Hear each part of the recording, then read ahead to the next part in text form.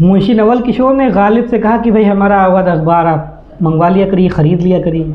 अब गालिब तो एक, भाई गालिब का तो हाल सभी को पता था कि उनके पास कितना पैसा रहता है, अच्छा फिर ख़रीद करके मंगाना।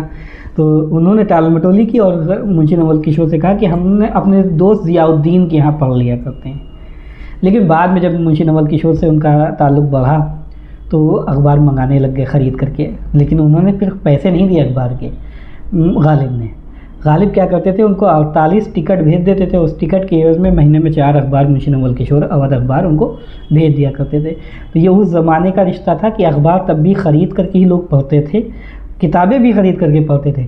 अब क्योंकि गालिब तो भाई जो शख्सियत थे ही, लेकिन वो भी 48 टिकट भेज करके अखबार लेते थे। तो उस वक्त का अवध अखबार इस उरूज पर था कि लोगों को उसे ख़रीद करके ही पढ़ना पड़ता था। और मुंशी नवल किशोर का कद ऐसा था जिससे कह देते थे उसको तो मजबूरी में लेना भी पड़ता था। लेकिन गालिब वो आदमी थे जो इतनी टाल मटोल कर गए, आखिरी में कहेंगे हम ऐसा करते हैं, हम कुछ टिकट भेज देते हैं तो उसके बदले में वो हमें महीने में 4 अखबार भेज दिया करते। तो गालिब का अपने दोस्त को ये कहना था।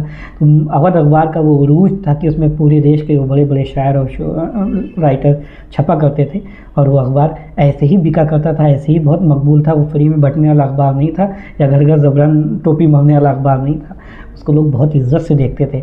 और गालिब भी उसके लिए सोचिए, अवध अखबार के लिए भी 4 टिकट तो भेज ही देते, 48 टिकट तो भेज ही देते थे। तो जब गालिब जैसे को भी कुछ एफर्ट करने पड़ जाए तो आप समझ लीजिए कि अवध अखबार की क्या ही अहमियत थी।